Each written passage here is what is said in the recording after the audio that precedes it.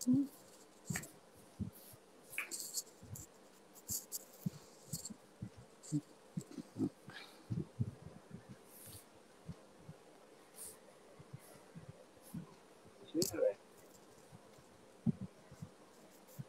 नहीं आ रही है। मेरी आ रही है आवाज? हाँ, आपकी आ रही है, भट्ट जी की आवाज नहीं आ रही है।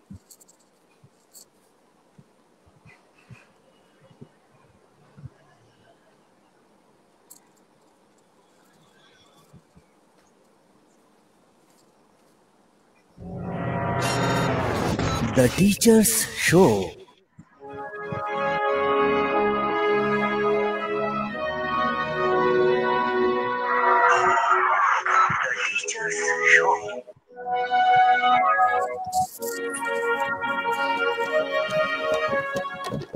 द टीचर्स शो है ये सरकार, द टीचर्स शो है ये सरकार।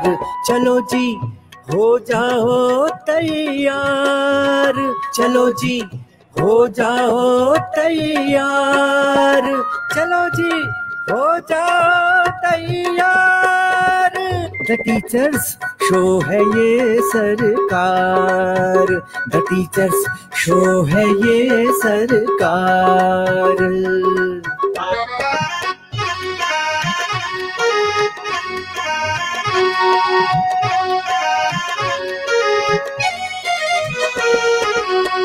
यहाँ हर टीचर सरकारी है और ये सबसे असरकारी है, असरकारी है। हमारा शो सब पर भारी है, ये जब से शुरू हुआ जारी है, जारी है, जारी है। द टीचर्स शो है ये सरकार, चलो जी हो जाओ तैयार, चलो जी हो जाओ तैयार। द टीचर्स शो है ये सरकार, द टीचर्स शो है ये सरकार, द टीचर्स शो है ये सरकार। The teachers show.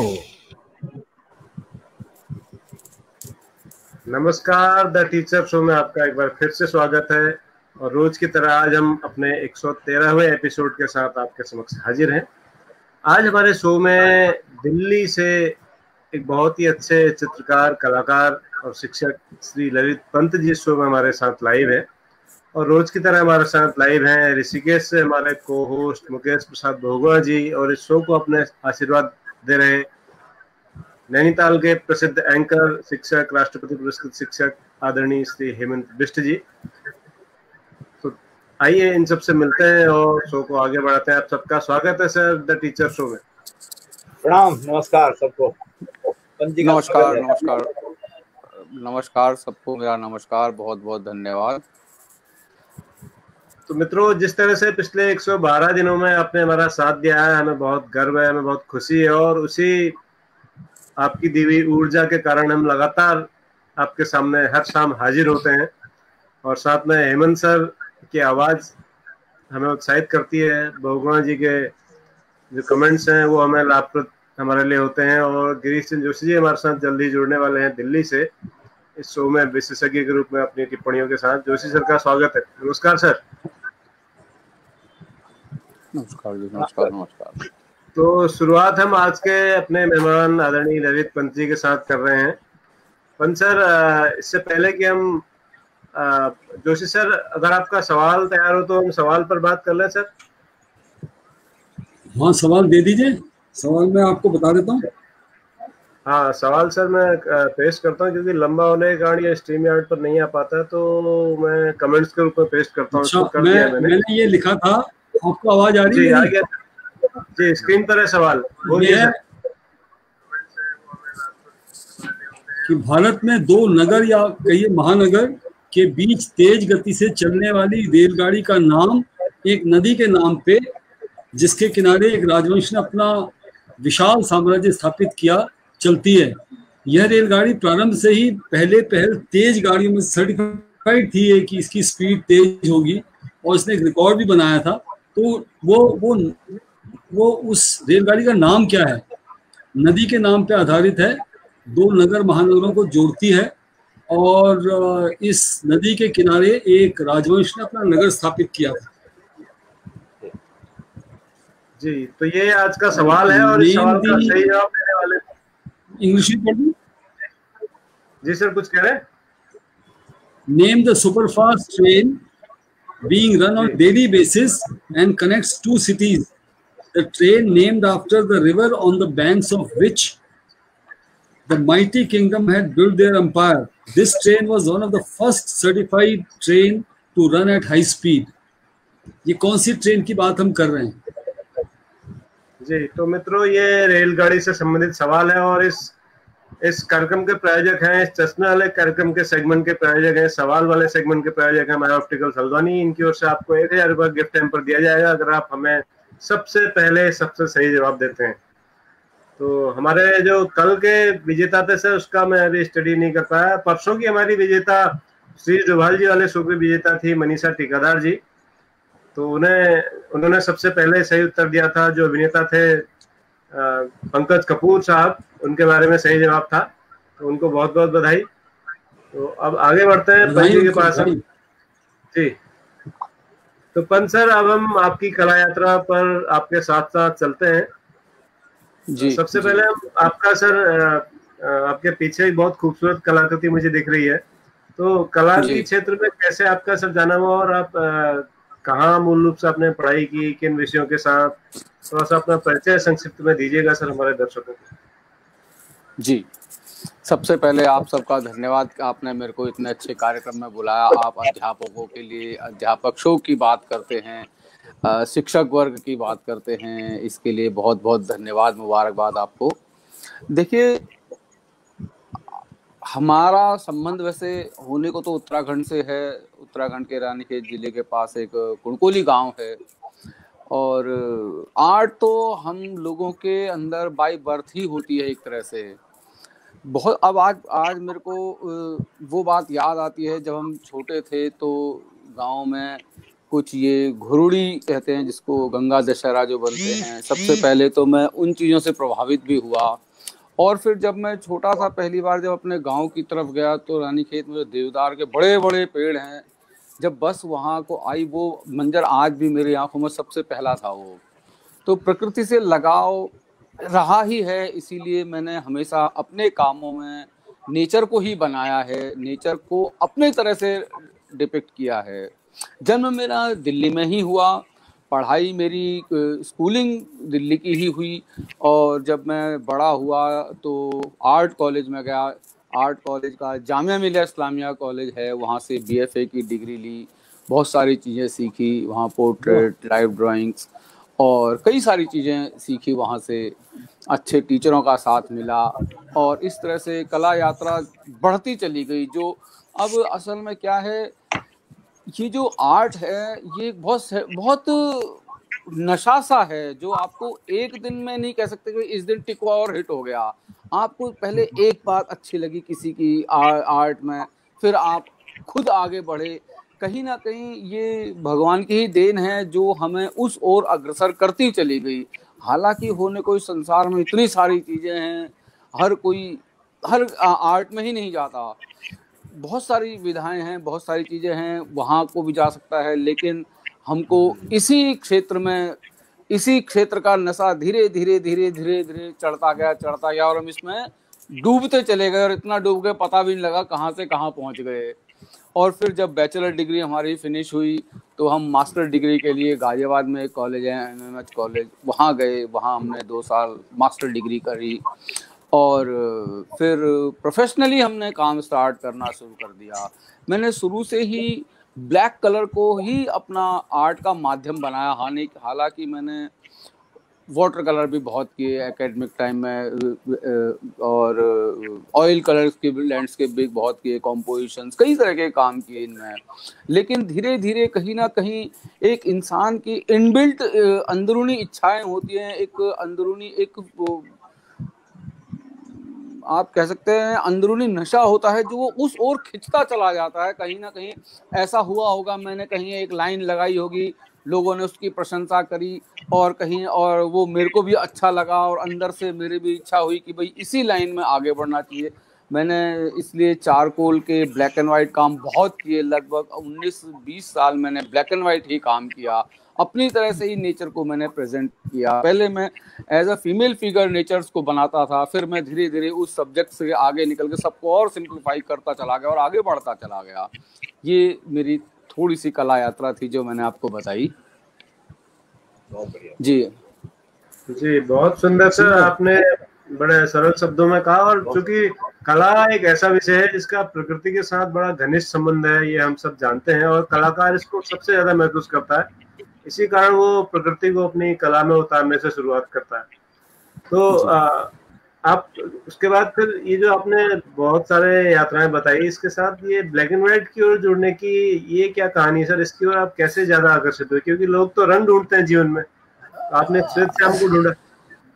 सर देखिए, हाँ ये बात सच है कि लोग कलर को ज्यादा इम्प्रेस प्रभावित करते हैं, कलर की तरफ ज्यादा जाते हैं। लेकिन सच्चाई आज भी ये है, किसी भी आप आर्टिस्ट को देखेंगे कि भाई कुछ करके दिखाओ, कुछ नहीं होगा तो वो कहेगा यार कोई ब्लैक पेन है। कहीं ना कहीं ब्लैक हमारे जो आंख की चकाचौंध है उसको दूर करके सच्चाई की तरफ डेफिनेटली उसकी तरफ खींचता है। ये एक ब्लैक कलर एक बड़ा गहरा कलर है, इसमें अपने ही एक आकर्षण है। अगर किसी को आर्ट की कुछ जानकारी है, कुछ उसमें सेंसिटिविटी है, तो उसमें टोन्स बहुत महत्व रखती हैं। जितनी ज़्यादा टोन्स होंगी, जितनी ज़्यादा उसमें वैरायटी होगी ब्लैक टोन्स की, उतना ही वो इम्प्रेसिव होगा, उतनी ही वो दमदार रहेगा। और फिर ये अनुभव के साथ साथ उसको सिंप्लीफाई करता चला जाता है। ब्लैक एक स्पॉट में ही सारी टोन्स निकाली जाती हैं, जैसे आपने मेरे इस वाले काम में पीछे देख रहे हो, इसमें एक सिंगल स्ट्रोक्स में ही मैंने कितनी सारी टोन्स क्रिएट करी हैं। ये और इस तरफ वाला दूसरा जो काम है, देखिए पूरा एक ही पैच है, ये पूरा इसमें एक ही बार में काम को करने की कोशिश करी गई है इनमें। तो ब्लैक डेप्थ देता है इंसान की गहराइयों को, ये है इसके पीछे। और फिर जो कलर्स की जहाँ तक बात है, ठीक है कलर्स अच्छे लगते हैं देखने में। इस आजकल के समय में कलर्स की अपना एक अलग वैल्यू है, लेकिन ब्लैक एंड वाइट को भी हम नकार नहीं सकते, उसका उतना ही एक वजूद है अपना। ये है इसकी बात। जी बिल्कुल सही कहा सर आपने। काला रंग एक ऐसा रंग है जिस पर कोई रंग नहीं चढ़ सकता, और सफेद रंग एक ऐसा रंग है जिस पर सारे रंग चढ़ जाते हैं। बहुत ये आपने बहुत सही कहा। ये जो ब्लैक एंड व्हाइट है ये बहुत सेंसिटिव है। ये एकदम से अपने ऊपर रंग नहीं चढ़ाता, ये अपना रंग जरूर आप पर चढ़ा सकता है। आपको अगर इसमें दम रहा तो ये किसी के ऊपर भी चढ़ सकता है और किसी के भी सिर पर बैठ सकता है जाके। ये मोहे श्याम रंग दे दे। जी जी जी जी जी बिल्कुल सही कहा सर आपने। तो हम अभी ऐसा करते हैं, आपसे आगे बात करने से पहले सर आपके काम की एक छोटी सी झलक हम देखते हैं, और उसके बाद फिर हम आपसे बातचीत को आगे बढ़ाते हैं। जी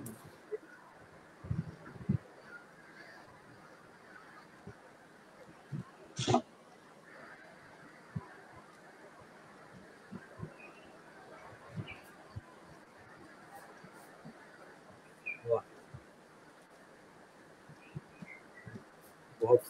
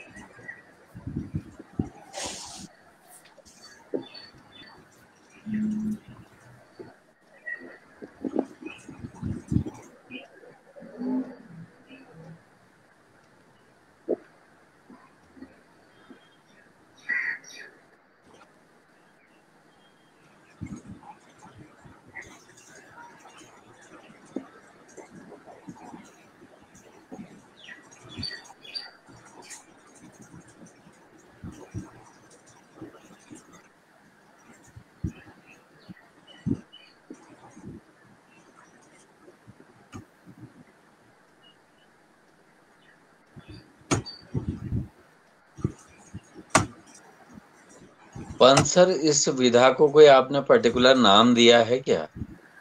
सर ये पेन से काम किए गए हैं, पेन ऑन पेपर है ये चीजें।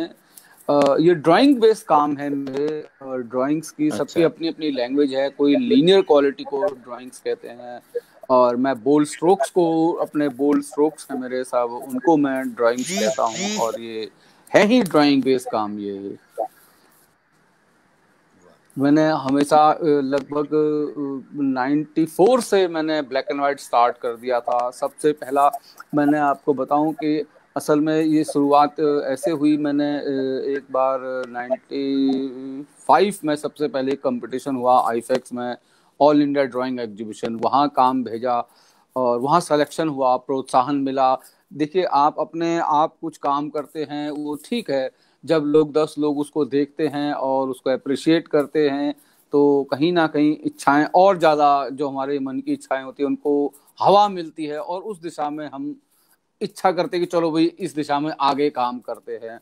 लोगों ने देखा, अच्छा लगा, उनके रिएक्शंस अच्छे आए तो और काम करा उसमें, फिर और डिस्प्ले किए शोज, काफ़ी सारे शोज वहीं आईफेक्स में किए शुरुआत में, और अच्छे लगे, लोगों का रिस्पांस अच्छा आया, मन को लगा कि चलो ठीक है इसी दिशा में आगे बढ़ते चलेगा। और फिर उसमें इतना हम खो गया कि मेरे को भी नहीं पता लगा ये 15-20 साल कैसे निकल गए। और फिर दूसरा, ये ब्लैक कलर ना बड़ा जादुई कलर कहता हूँ मैं इसको। ये आप इसको अगर आप इसको करोगे कभी तो इसमें जितनी टोन्स आती जाएंगी उतना आप इसकी गहराइयों में उतरते चले जाएंगे। देखिए हमको लाइट दिखानी है, कहीं अट्रैक्शन करना है तो हम रेड कलर लगा देते हैं, व्हाइट कलर लगा देते हैं, और बहुत सारे कलर्स हैं अट्रैक्शन क्रिएट करने के लिए, हम उनको अट्रैक्शन क्रिएट कर देते हैं। लेकिन हम एक ब्लैक में, देखिए अब आपको ये कलर बीच में व्हाइट दिख रहा है, ये वाला, हाँ, ये दिखाना आपको इमीडिएट उसी वक्त सोचना पड़ता है कि कहाँ आपको दिखाया जाए, उसको उतना ही व्हाइट की जरूरत पड़ती है, तो व्हाइट कलर वहीं छोड़ दिया जाता है, तो अपने आप वो क्रिएट हो जाता है उसके अट्रैक्शन। ये इसलिए ब्लैक का एक जादू है, एक ब्लैक को हैंडल करना। एप्रिसिएशन मिलता गया, हम आगे बढ़ते चले गए।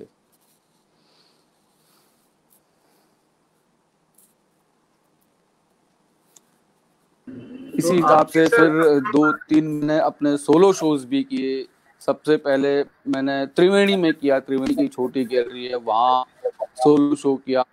उसमें मैंने चारकोल के काम लगाए, काफ़ी लोगों ने अप्रिशिएट किए। तब उससे पहले मेरे को गढ़ी स्टूडियो में जगह मिल गई थी काम करने की, मैं अपनी ही टेक्निक को डेवलप करने में लगा रहा, और इसी में आनंद आने लगा और करते चले गए। फिर हम त्रिवेणी में शो हुआ, त्रिवेणी में 15-20 काम मैंने डिस्प्ले किए।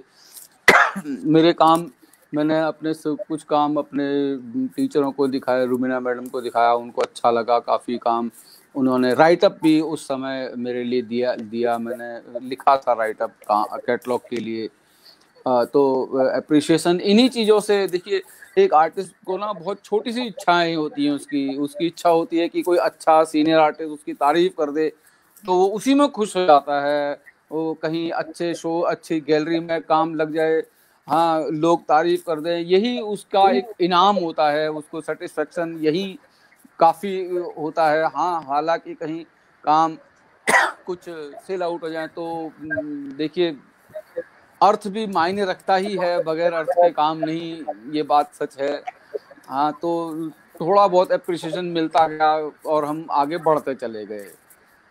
जी वाह, बढ़िया सर, बहुत शानदार आपने अपनी यात्रा का बताया। तो इससे पहले कि मैं आपकी और प्रदर्शनी की ओर आऊँ, जोशी सर अभी देख नहीं पा रहे हैं, लेकिन अचानक स्क्रीन पर मैं देख रहा हूँ कि ट्रेन्स का नाम आने शुरू हो गए, तो मुझे समझ में नहीं आया क्यों हो रहा है। ये मुझे अभी समझ में आ रहा है कि सवाल हमारा जो आज का था वो रेलगाड़ी से संबंधित था। तो ये तुंगभद्रा एक्सप्रेस जसपाल सिंह जी कह रहे हैं, राकेश जुगरान सर कह रहे हैं गौतमी सुपर फास्ट, और गिरीश चंद्रा जी कह रहे हैं गंगा सतलज एक्सप्रेस।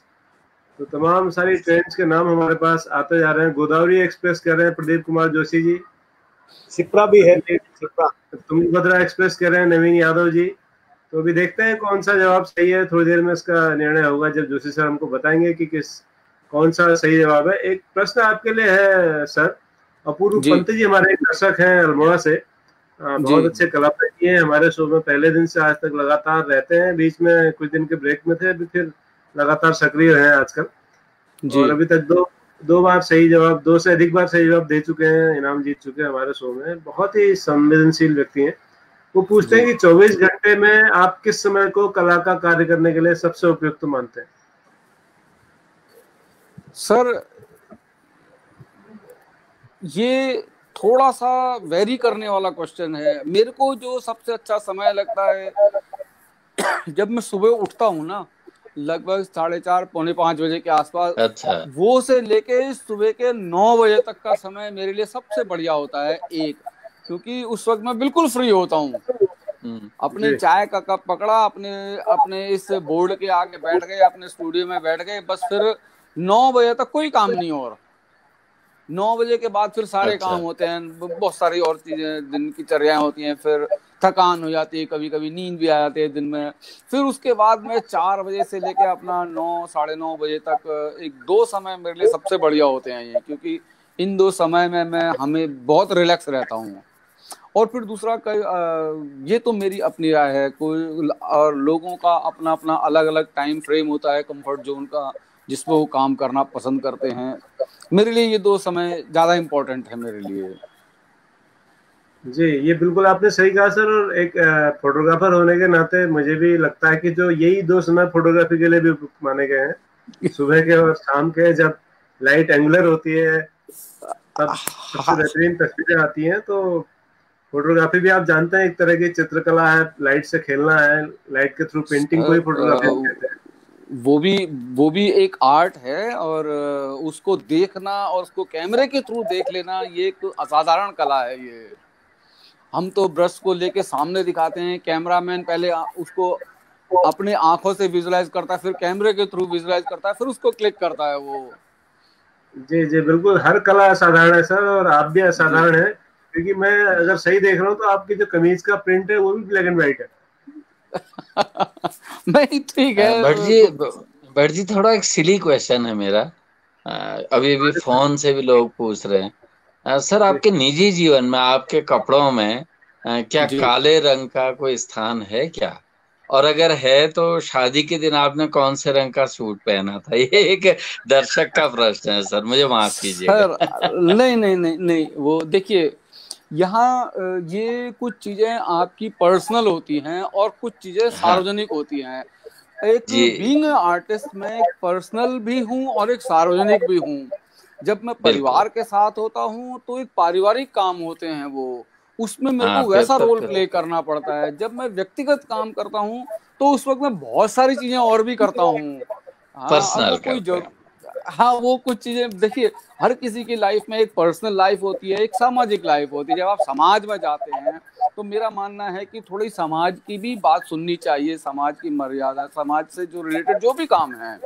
हाँ, कहीं अब जैसे मेरे सोलो शोज की बात हुई, जब मैं सोलो शोज में ब्लैक एंड व्हाइट काम किया तो ठीक है, उस वक्त इन बातों का तो मैंने उस वक्त नहीं ध्यान किया, पर हाँ अब जरूर इन बातों का ध्यान करता हूँ मैं कि कुछ ना कुछ ब्लैक टच होता। अभी अब जब मेरा आने वाला कभी शो होगा, कभी मौका, मैं अब आपका तो संपर्क में है ही, मैं आपको दिखाऊंगा कि मेरा ड्रेस क्या रहेगा। उसमें मैंने अपने कुछ कपड़े ब्लैक क्रिएट किए। भट्ट जी, अब हम पकड़ रहे हैं अपने पंजी को। सर, एक और है, एक दिव्य दर्शन है ना, शायद वो डायरेक्टर हैं जी, वो अब्बास मस्तान भी उनके साथ काम करते थे। तो दिव्य दर्शन की कोई फिल्म आए तो सारे आर्टिस्ट उसमें व्हाइट कपड़ों में ही दिखते हैं, चाहे वो शाहरुख खान है चाहे कोई है, उनका जो कॉस्ट्यूम होगा व्हाइट रंग का है। तो उनसे भी पूछा गया कि क्या आप कोई आपका ये कोई अंधविश्वास तो नहीं है? तो उन्होंने कहा ना, मेरे मन में ऐसा आता है कि व्हाइट सबसे अच्छा व्हाइट कलर है। शायद उनका भी कुछ मानना हो। तो आपके मन में काले रंग के प्रति अनुराग है, या आप अपने को बहुत ही अभिव्यक्त करने में काले रंग के साथ खेलते हैं आप? ये सब कुछ पूछना चाह रहे थे। वो सर, वो दिव्य दर्शन थे कि प्रियदर्शन? प्रियदर्शन। प्रियदर्शन रहे होंगे, वही मैंने फिर कहा। प्रियदर्शन, हाँ वो अब्बा दिव्य दर्शन हल्द्वानी के हैं आपके सर। प्रियदर्शन की फिल्मों में अक्सर आता है। सर क्या किसी के आसपास कोई टीवी तो नहीं चल रहा? थोड़ा सा आवाज ना वो हो रही है। नहीं सर, यहाँ तो नहीं चल रहा है ऐसा कुछ।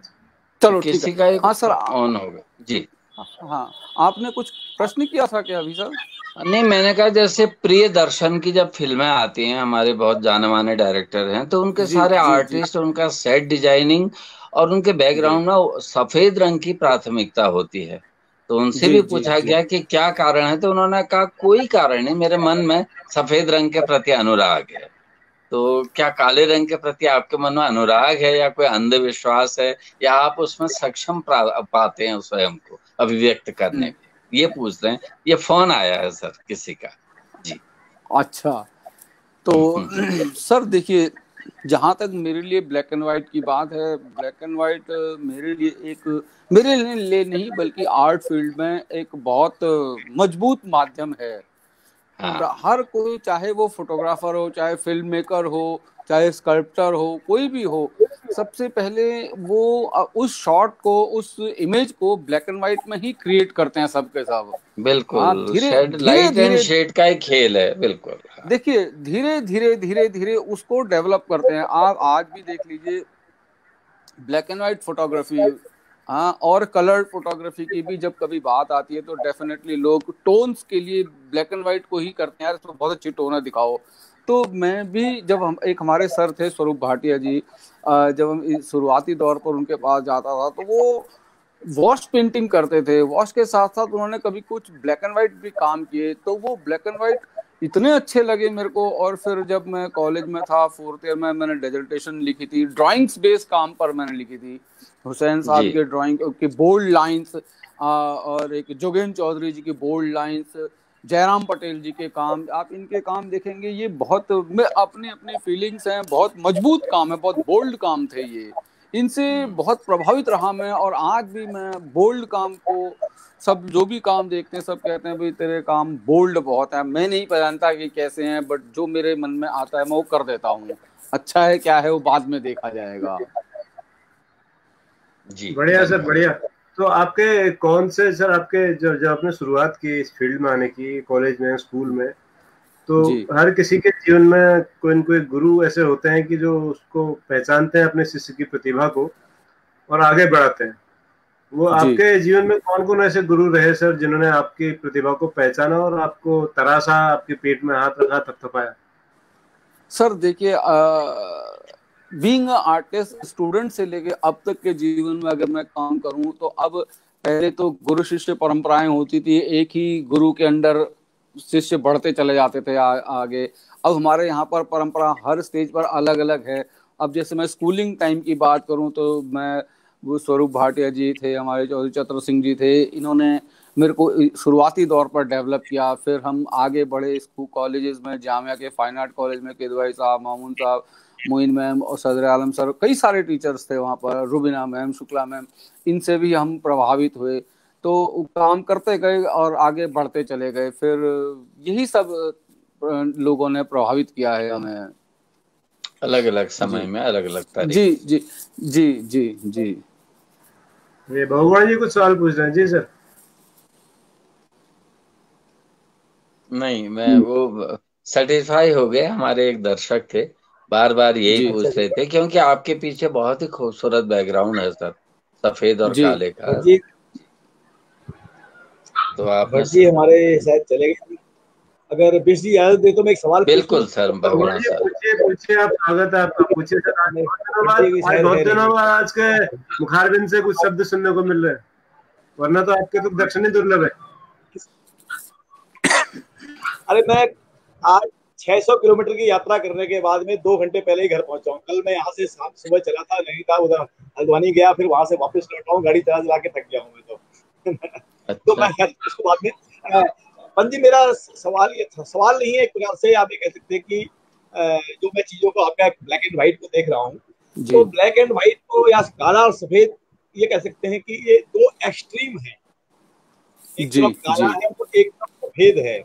और जो दुनिया है, दुनिया एक्सट्रीम में नहीं चला करती कभी भी, दुनिया इन दो जो अतिरेक होते हैं, एक्सट्रीम होती है, मध्य जिसको बोलते हैं मध्य मार्ग, तो आपने जी दोनों एक्सट्रीम को लेकर के ही कला को लिया, और जो बीच के वो थे वो आपने उनको छोड़ दिया, या आप ये मानते हैं कि दोनों के इन एक्सट्रीम में ही सारी चीजें समाई हुई हैं?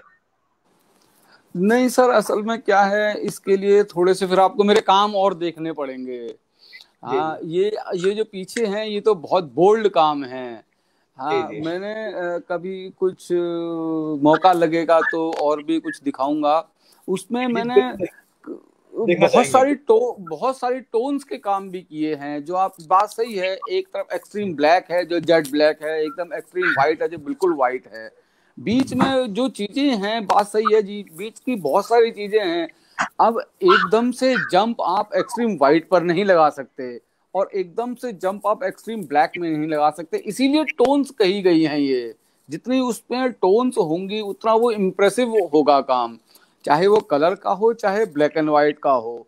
ब्लैक एंड व्हाइट में टोन्स देख पाना बहुत आसान है, क्योंकि वो धीरे धीरे ब्लैक से व्हाइट की तरफ, व्हाइट से ब्लैक की तरफ जो मूवमेंट होती है वो दिखती है टोनों के द्वारा। और कलर्स में तो आप अप्लाई कर देते हैं ऊपर से कलर। जी सही कह रहे हैं आप। और हर रंग का एक ब्लैक शेड भी होता है, हर रंग का एक व्हाइट शेड भी होता है। जी, एक ग्रे शेड भी होता है मिला के। वो ग्रे शेड वही है जिसकी भगवान जी बात कर रहे थे कि बीच का रास्ता। हाँ। नहीं, ग्रे शेड समझ में नहीं आता सर। ग्रे शेड बड़ा डिफिकल्ट है समझना सर। वो तो फिल्मों में और उसमें होता है वाला ग्रे शेड जो समझ में नहीं आता। ये भी होता है सर, फिल्म भी एक कला ही है जी।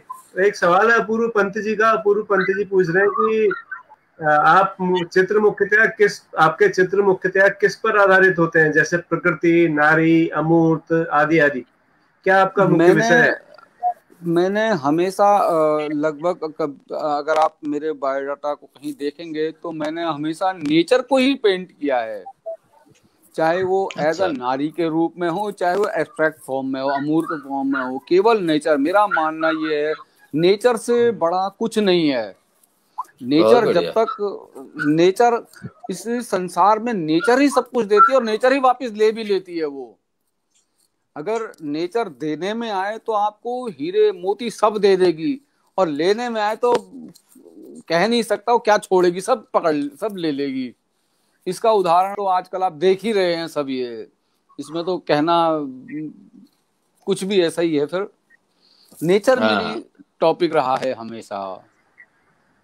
सर भट्ट जी शायद, हाँ भट्ट जी आ गए, लेकिन यशोधर मठपाल जी हैं, पद्मश्री यशोधर मठपाल जी। हाल ही में उन्होंने अपने इंटरव्यू में बताया कि सबसे पहले जो हमारे यहाँ गंगा दशहरा बनाते हैं ना सर, जी, कुछ नाम दिया उन्होंने। आपके यहाँ क्या नाम कहते हैं उसको? तो दशहरा कहते हैं।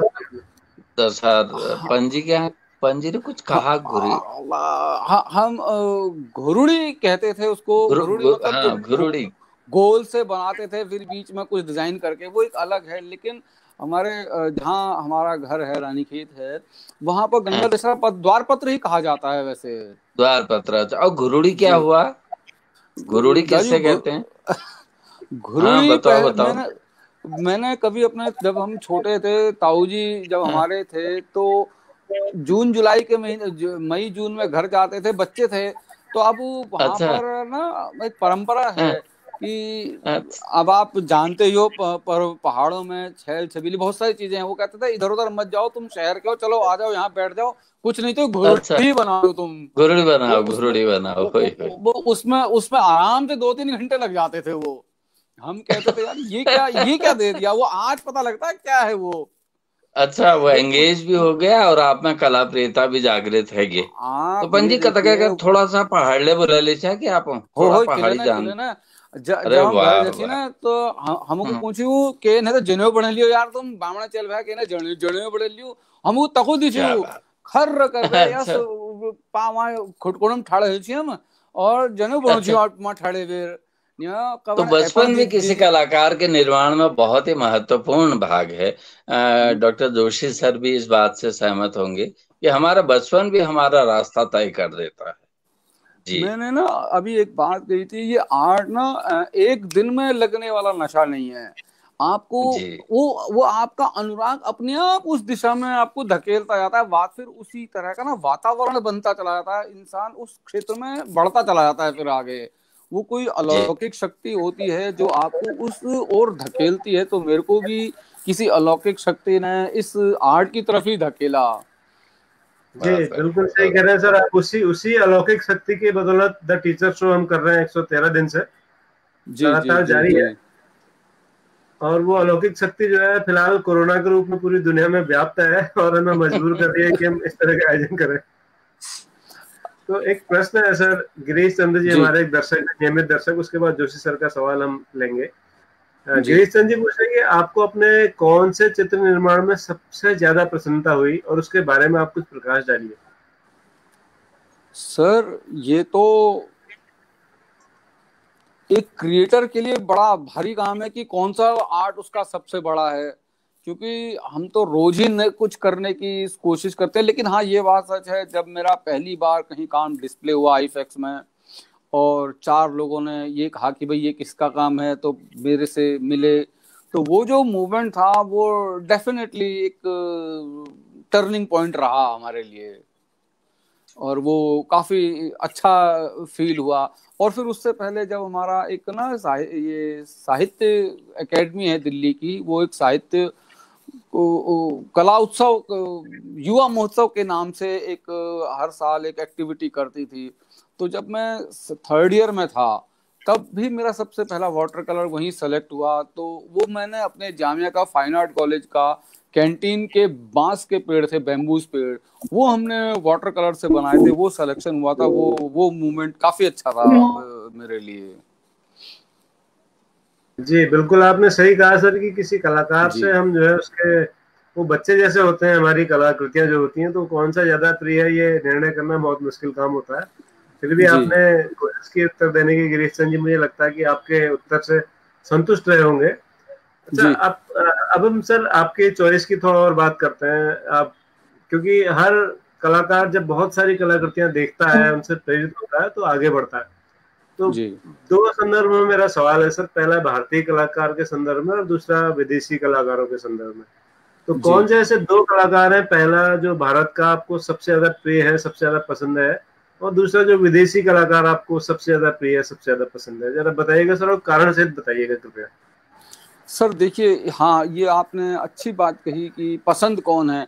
देखिए बहुत सीधी सी बात है, जो काम मैं करता हूँ मेरे को काफी हद तक सबसे पहले वही प्रभावशाली लगेगा, इम्प्रेसिव लगेगा। जैसे हुसैन साहब हैं, उनकी बोल्ड, जब मैं कॉलेज में था तो बोल्ड लाइन उनकी हमेशा मेरे को पसंद आती थी, क्योंकि कहीं ना कहीं मेरी भी प्रवृत्ति वैसी ही थी, बोल्ड काम करने की, बोल्ड बात करने की। क्योंकि हमारी जो आर्ट है ये हमारी लैंग्वेज है एक तरह की, कि हम बोलते हैं, जो हम सोचते हैं, हम अपनी आर्ट के द्वारा ही वो प्रेजेंट करते हैं। जब कुछ और लोग हैं वो अपनी लैंग्वेज को अपनी तरह से प्रेजेंट करते हैं। अब मेरे को बोल्ड लैंग्वेज मेरे को पसंद है, इसलिए बोल्ड काम मैंने किए। हुसैन साहब के काम अच्छे लगे, जयराम पटेल जी के काम मेरे को अच्छे लगे, स्वरूप भाटिया जी के काम मेरे को प्रभावशाली लगे। ये तो भारतीय कलाकार हुए। अब जैसे जैक्सन पॉलॉक हैं, वो लाइन बेस्ड काम करते हैं, खूब ब्लैक का करते हैं, उनके काम मेरे को बहुत अच्छे लगे हैं, फ्री एक्सप्रेशन से उन्होंने काम किए हैं। जी जोशी सर, कुछ सवाल आप पूछ रहे थे सर, फिर उस वक्त नेटवर्क हाँ मेरे नेटवर्क की बहुत दिक्कत है। और ललित जी, मैं ये बताइए, मैं एक बार ना हम कुमार गंधर्व जी को इंटरव्यू कर रहे थे। जी, कुमार गंधर्व जी देवास के रहने वाले थे, शास्त्रीय संगीत में बहुत बड़े ऊंचे हस्ती है। जी, उनका एक बार ये कहना था कि जब मैं किसी चीज के पीछे पड़ता हूँ, जी, जिसको फॉलो करता हूँ, कला की बात कर रहे थे, मैं जिसको फॉलो करता हूँ तो मुझे लगता है कि मुझसे आगे पहुंच गया। फिर मैं जब अपने चारों ओर देखता हूँ तो लगता है कि यार वो तो मेरे आगे आगे है, जिसको मैं अचीव करना चाहता हूँ या जिसको मैं सोच रहा था कि। तो क्या आपके जीवन में भी कुछ ऐसा होता है? सर देखिए, जब हम क्रिएट करते हैं ना, इसीलिए आर्टिस्ट कहा जाता है, वो हर रोज ही क्रिएट करता है। और जब पिछला देखता है तो हाँ। कहता है यार ये तो कुछ मजा सा नहीं आया, इसीलिए वो अगला काम करता है, इसीलिए उसको आर्टिस्ट कहा जाता है। ये आर्टिस्ट मतलब कलाकार, क्रिएट इसलिए क्रिएटर कहा जाता है ना आर्टिस्ट को, इसीलिए कहा जाता है कि जो जितना अगर वो काम आज मैंने काम किया उसी से पूरा सेटिस्फाइड हम हो जाएंगे तो कल क्या करेंगे फिर। इसीलिए कहीं ना कहीं आगे बढ़ने के लिए ये चीजें नहीं, आ ही जाती वो हैं। हमेशा उसको लगता है कि उसको हमेशा ये लगता है कि वो आगे आगे है, राइट। वो एक छत हाँ, भावना हाँ। आती है कि मैंने अचीव कर लिया जिसको मैं फॉलो कर रहा था, लेकिन सब कुछ आगे आगे है, मैं तो कहीं हुई नहीं, आई एम नथिंग। अब सर जैसे मैं भारतीय वांग्मय में यदि आप देखें, भारतीय वांग्मय में हमने इतने बड़ी मूर्तियां बनाई, बड़े नटराज की मूर्तियां बनाई या मॉन्यूमेंट्स बनाए, कहीं भी कलाकार ने अपना नाम नहीं लिखा। जबकि जी। वेस्टर्न कंट्रीज में एक छोटी सी प्लेट भी आप बनाएंगे तो उसमें पीछे नाम बोलते हैं अपना, रॉबर्ट, जेम्स, राइट। जी यहाँ जो कुछ है वो ईश्वर को समर्पित है, ऐसा सर होता है ना। हमारा मैंने कितनी सारी, जैसे यही नहीं, आपने तो बहुत बड़ी बड़ी बातें कह दी हैं। अब आप देखिए ना, हम छोटे से एक दिन, अभी मैंने आपको गंगा दशहरा का पत्र भेजा था, गणेश जी जिसमें बनाए हुए थे हमने। जी हाँ, वो मैंने वो कहीं फेसबुक में अपलोड कर दिए। किसी ने कहा कि भाई इसमें आपने अपना नाम क्यों नहीं लिखा। मैंने कहा भाई ये हमारे यहाँ की परंपरा है, एक पूजा टाइप की है, ये किसी के लिए होती नहीं है, ना किसी की होती है, ये एक समर्पण भाव है। हमने करा खत्म, ये किसी के एक की नहीं, ये पूरे एरिया को डिपिक्ट करती है ये। अब जैसे आपने हमारी भारतीय परंपरा को कहा, देखिए हमारा जो भारतीय कल्चर है ये किसी एक का नहीं है, ये उस पूरे क्षेत्र का और उस एरिया का है। अगर आप यूरोप में कहीं जाएं तो वो कहते हैं भाई तुम भारतीय क्या लेके आए हो, किसी का नाम थोड़ी पूछते हैं, वो छाप देखते हैं कि ये छाप किस जगह की है, किस देश की है, किस गांव की है। वो उस चीज को हम भारतीय ज्यादा मानने में विश्वास रखते हैं कि हम किस क्षेत्र को प्रेजेंट कर रहे हैं। बिल्कुल सर। और वो जो आपने इसके द्वार पत्र की बात की, वो दरअसल लोक कला है, तो लोक कला पर किसी व्यक्ति विशेष का अधिकार नहीं है, हाँ, लोक की है। हाँ। अब इसीलिए जैसे मैंने कहा ना, अभी आपने कहा कि भाई नाम नहीं लिखते, वो एक किसी एक की नहीं है, वो एक पूरे क्षेत्र को रिप्रेजेंट करती है, वो लोक की है। बिल्कुल। एक प्रश्न है सर, श्रीकांत दुबे जी हमारे एक दर्शक हैं, वो आपसे जानना चाह रहे हैं कि आप अपने चित्रों द्वारा क्या संदेश देना चाहते हैं। सर मैं अपने चित्रों के द्वारा संदेश देना चाहता हूँ हमेशा कि नेचर है और नेचर के साथ बहुत ज्यादा छेड़छाड़ नहीं होनी चाहिए। नेचर को नेचर के ही रूप में एक्सेप्ट करा जाए और उससे बहुत ज्यादा छेड़छाड़ नहीं होनी चाहिए। बढ़िया सर, बढ़िया। आपने बड़ा सीधा सरल सवाल सा जवाब दिया, और ये बहुत महत्वपूर्ण है कि कलाकार को ऐसा ही होना चाहिए, बिना लाग लपेट के अपनी बात कहने वाला होना चाहिए। तो अभी जोशी सर हमारे बीच में है। जोशी सर कुछ और आप सवाल करें, फिर हम आगे बात करते हैं। सुन नहीं पा रहे शायद। अच्छा सर, आपके पीछे एक बड़ी खूबसूरत सी पेंटिंग लगी हुई है ये। मैं चूंकि बीच में आप हैं और पीछे वो पेंटिंग है बैकग्राउंड में, तो थोड़ा इसके बारे में बताइए क्या है सर, थोड़ा हम समझना चाहेंगे हम और हमारे दर्शक। सर मैंने ना बहुत सारे अनुभव हैं मेरे पास अपने गांव के से लेके। मेरे को बहुत चित्र याद है, हम जब गांव जाते थे ना तो वहाँ ताई जियाँ लुट लगाने जाती थी। मेरे ख्याल से आप लोग सब जानते ही होंगे लुट लगाना। घास का डेरी। हाँ, आप देखिए वो जो घास काटी जाती है ना और जो वो बांधी जाती है, वो हर किसी से संभव नहीं है। वो जो घास काट के और उसको जो बांधा जाता है ना, वो एक विशेष तरीके का बात है। मैं जब छोटा था, लगभग 6वीं या 7वीं की बात रही होगी, गांव की टूटी फूटी चप्पल पहन के चला गया, तो वहां जो वो फांस थी वो चप्पल से निकल के मेरे पैर तक में घुस गई। तो मैंने कहा यार तो बड़ी ये ऐसी, अब हम शहर के बच्चे थे, गांव गए, मैंने कहा यार ये कौन सी घास निकल आई इतनी मजबूत, ये चप्पल को तोड़ के पैरों के अंदर तक आ गई, खून हो गया पैर। तो ताई जी ने कहा ये कुश है ये, मैंने कहा ये कौन सी कुछ घास है, उठा के देखा इतना बड़ा एक डला सा उठाया, उसमें छोटे छोटे ऐसे ऐसे निकले हुए थे। तो जब मैं कभी पिछले लगभग 5 या 6 साल पहले मैंने वो एक बंच बनाया, सबने कहा पता नहीं क्या है पता नहीं क्या है। मैंने कहा ये वो कुछ नहीं है, ये कुछ है जो घास कट जाती है, जो अध उठी हुई सी घास रह जाती है। तो इन सब चीजों को मैं अपनी तरह से बनाता हूँ। कभी वहां के नदियों के पत्थर, एक बार मैं गया था तो गांव की जब नीचे नदी में, तो चौड़ा सा पत्थर था, बड़ा इतना पतला सा पत्थर, बहुत चौड़ा सा था, कई लेयर्स थी उसके अंदर। तो ये कुछ इंप्रेशन वहां के भी हैं, ये वो जो नदी किनारे चुपड़े चुपड़े से पत्थर होते हैं। जी, एक सवाल है सर, हमारे एक और दर्शक गिरीश चंद्र जी है, नियमित दर्शक हैं, वो पूछ रहे हैं कि रानीखेत की खूबसूरती को भी आपने अपनी चित्रकारी में कभी स्थान दिया क्या? अगर हाँ तो वो कौन सा स्थान था जो अपने चित्र में उकेरा? सर देखिए, मैं एज इट इज तो चित्र कभी नहीं बनाता, पर हाँ उनके प्रभाव को जरूर बनाता हूँ। कभी मौका लगेगा तो आपको कुछ वो देवदार के पेड़ भी जरूर दिखाना चाहूंगा, जो कैंट एरिया के जो वहाँ का जो बस अड्डा है, जब बस अंदर को जाती है, वो कैंट एरिया के बहुत बड़े बड़े देवदार के पेड़ हैं, उनके स्तंभ बनाए हैं मैंने कुछ जरूर। जी। तो अभी रानीखेत जाना होता है सर लगातार आपका, या याद करके ही खुश हो जाते हैं? सर याद नहीं, कभी कभी मन मौका लगता तो जाता जरूर हूँ खूब। वहां पर कुछ नहीं पकड़ता, अपना चाय का कप लेके पेड़ के नीचे जाके बैठ जाता और कहीं नहीं जाता। 2-4 गाय बचिया बुचिया सी होती है, उनके साथ खेलते रहते बस, और कहीं नहीं आता वहां पर फिर मैं। क्या बात है, बढ़िया बढ़िया। एक और प्रश्न है सर, ये हमारे अपूर्व पंत जी पूछ रहे हैं कि कह रहे हैं क्या बद्रीनाथ जी, केदारनाथ जी एवं अन्य मंदिरों का रंग रोगन कर देना उचित है क्या सर? सर रंग रोगन तो ये बात तो समझ नहीं आई। मैं अभी पिछले दिनों केदारनाथ और बद्रीनाथ जरूर गया था। केदारनाथ तो तक पहुंचना और बद्रीनाथ तक वैसे पहुंच जाना एक चमत्कार ही है, ये मैं मानता हूँ, क्योंकि बहुत ही दुर्गम जगह है वहां तक पहुंचना। हाँ, केदारनाथ का जो मंदिर है वहां तो रंग रोगन नहीं होना चाहिए, वो प्राकृतिक जैसा है उसको वैसे ही हमको देखना चाहिए, मेरा ऐसा मानना है।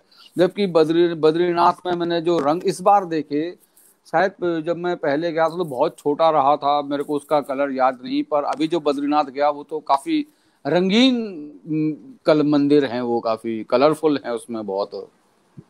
तो उनमें बहुत ज्यादा छेड़छाड़, वो जैसे हैं वैसे ही हमको उनको लेना चाहिए।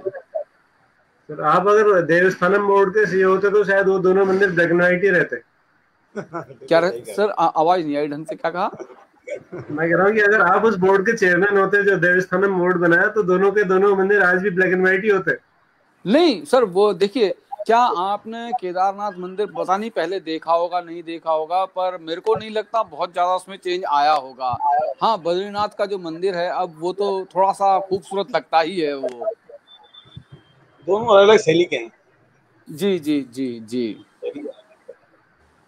तो सर जो आप मतलब रियलिस्टिक चित्र आप कभी नहीं बनाते, आपने ये बताया अपनी बातचीत में, उसका कारण क्या है?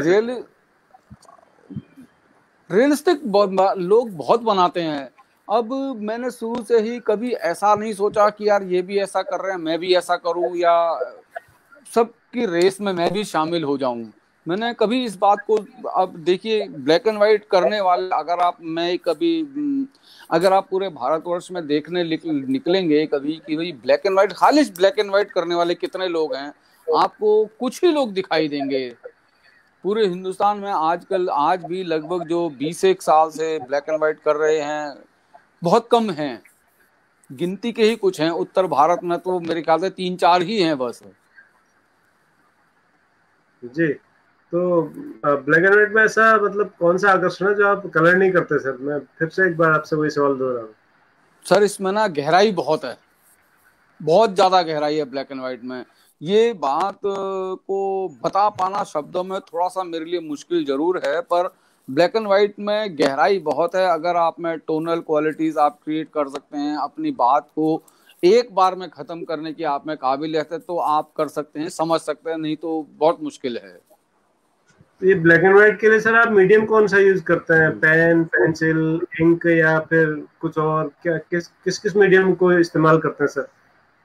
मैंने सर देखिए इंक में बहुत काम किया है, सबसे ज्यादा काम चारकोल में किया है, एक्रेलिक में किया है, ऑयल में ब्लैक एंड व्हाइट कम किया है मैंने। बाकी इन 3-4 मीडियम में बहुत काम किया है मैंने।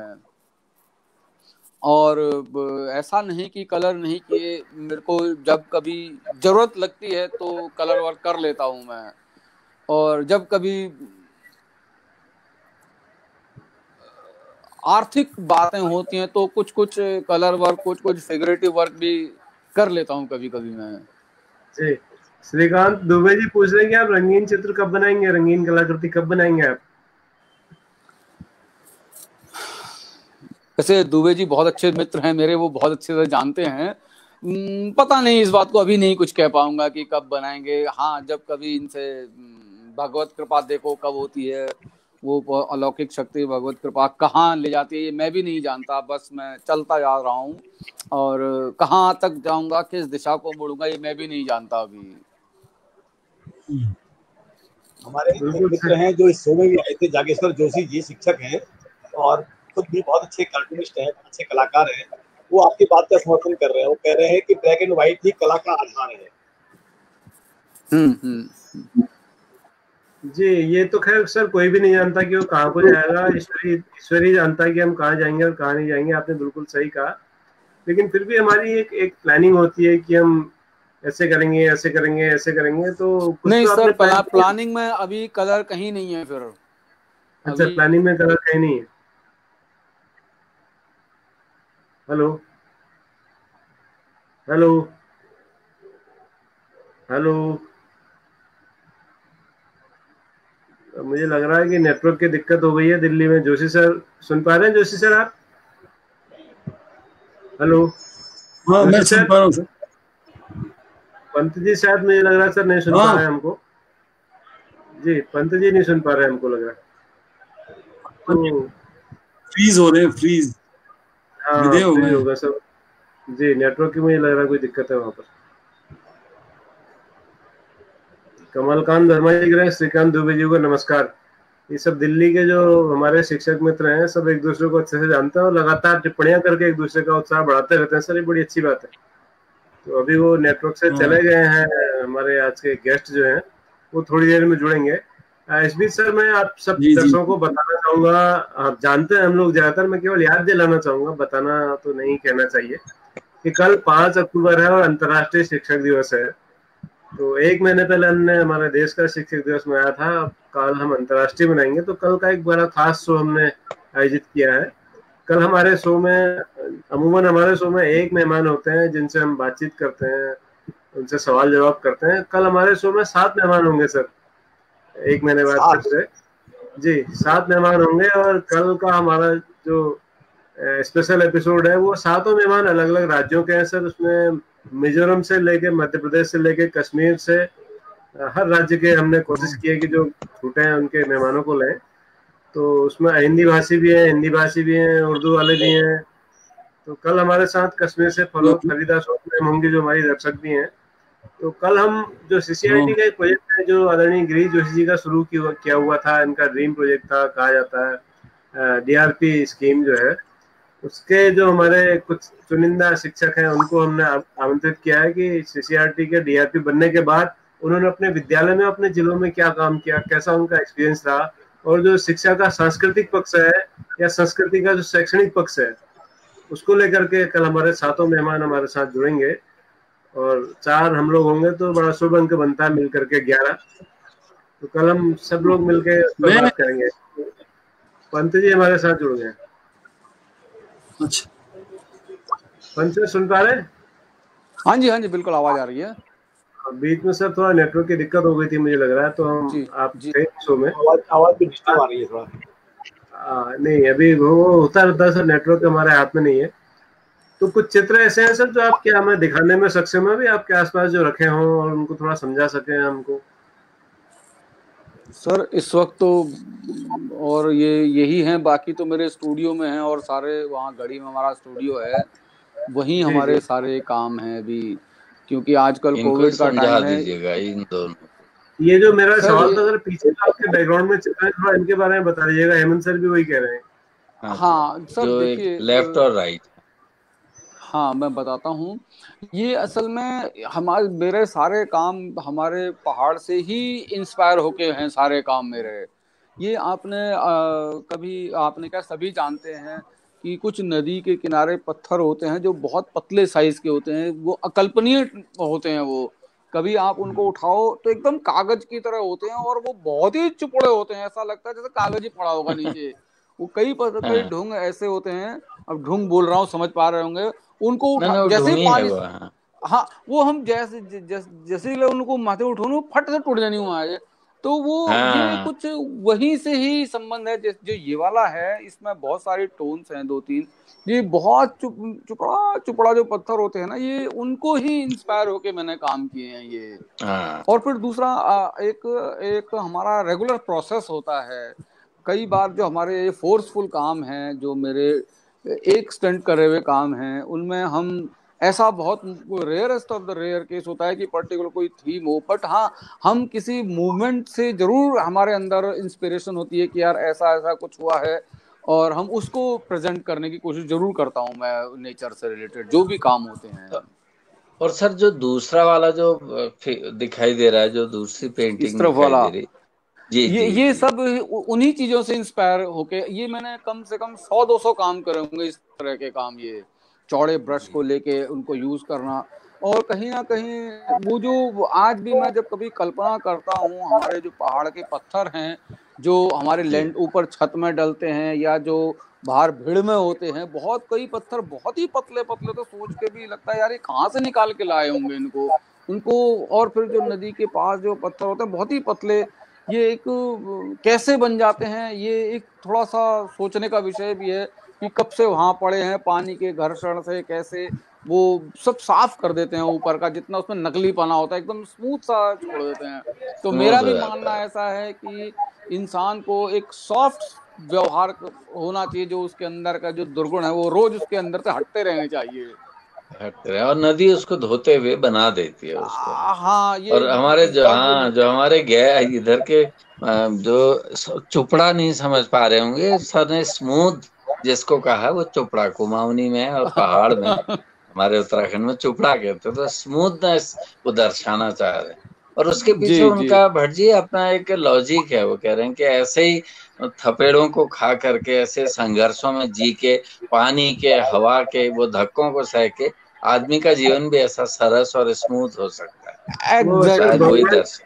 बहुगुणा जी इसके साथ साथ जीते जागते उदाहरण हमारे सामने बैठे हैं, घिस घिस के इतने पतले हो गए सर।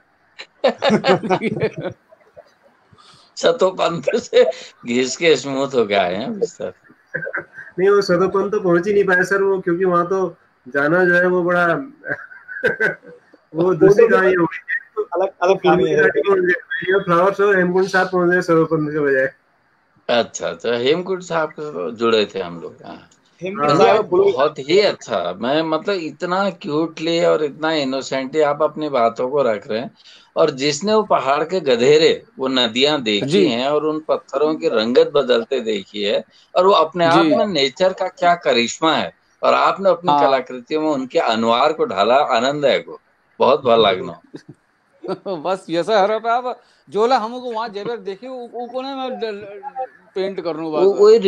वही रिप्रोड्यूस हो रहा है जो आपने वहां देखा है, जो आपके अंदर जी आया। जी। भट्ट जी, जी जी भट्ट जी।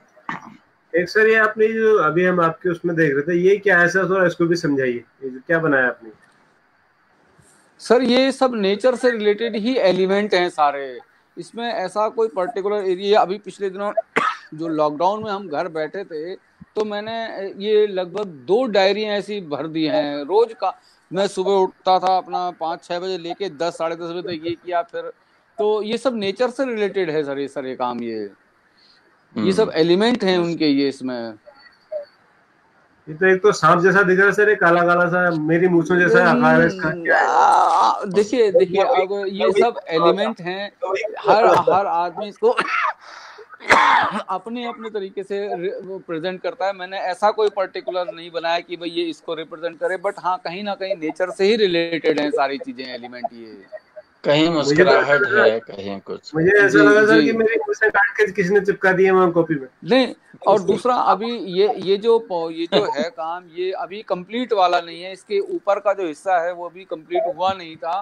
खैर तब जी तक बना दिया गया था, लेकिन ये जी मुस्कुराहट जी दिखाई दे रही है मुझे तो उसमें। तो मैं हाँ कह तो वो रहा हूँ, अगर आप इसको देखेंगे तो ये अपने अपनी तरह से रिप्रेजेंट करते हैं। कई स्माइलिंग हैं, बहुत सारी चीजें हैं ये ये जाकी रही मल्टी भावना जैसी। ये जी मल्टी जी। डायमेंशनल चित्र है सर, तो जो जैसे देखेगा, हाँ, जिस रंग के चश्मे से देखेगा उसको वैसे ही दिखाई पड़ेगा। प्रभु मुहूर्त हाँ पंत देखी जी कह दिल रहे हैं ना जैसी। कि पंत जी कह रहे हैं कि नेचुरल है। आप कह रहे हैं आपकी मूछें, तो आपकी मूछें भी तो नेचुरल है साहब, वो भी तो नेचुरल है। नहीं सर, इसमें तो बहुत खाद पानी डालना पड़ता है, इतना आसान नहीं है ऐसे रख लेना। तो नेचर को भी पापन खाद जी पानी बहुत। पड़ता है, नेचर स्वयं में खुद खाद पानी डालती है। और मैंने देखिए अभी कहा था कि नेचर से ज्यादा छेड़छाड़ ठीक नहीं है। उसको तो जैसी है वैसे ही उसको आगे बढ़ाना चाहिए, तो वो कुछ देगा हमें, नहीं तो सारा हमसे ले लेगा वो। हर ये हर कलाकार का अपना एक पसंदीदा रंग है ना, जैसे वो उदाहरण दिया। तो सर सर पंसर को ब्लैक एंड ब्लैक दिखाई दे रहा है, प्रियदर्शन साहब को सफेद बहुत अच्छा लगता है।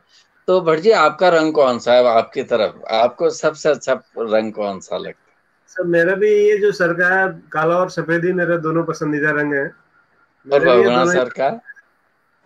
बहुगुणा जी तो खुद ही बताएंगे सर, वो तो रंगीन व्यक्ति हैं, तो रंगीन, उनको कलरफुल नहीं पिक्चर्स नहीं, ये अगले प्रश्न अब से रिलेटेड ये क्वेरी है जी। तो मैं अगर बहुगुणा जी का आप जी।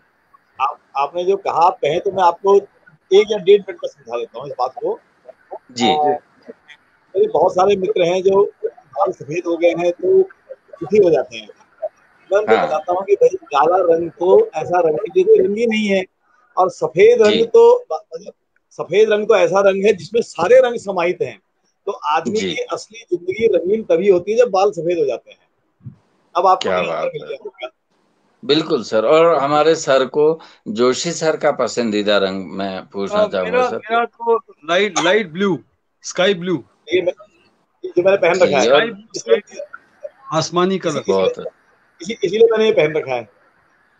जी। तो जगवीर रंगों के नेगी जी पीछे का भी एक विज्ञान है सर, अपना रंगों अपना का रंग भी है। पसंद।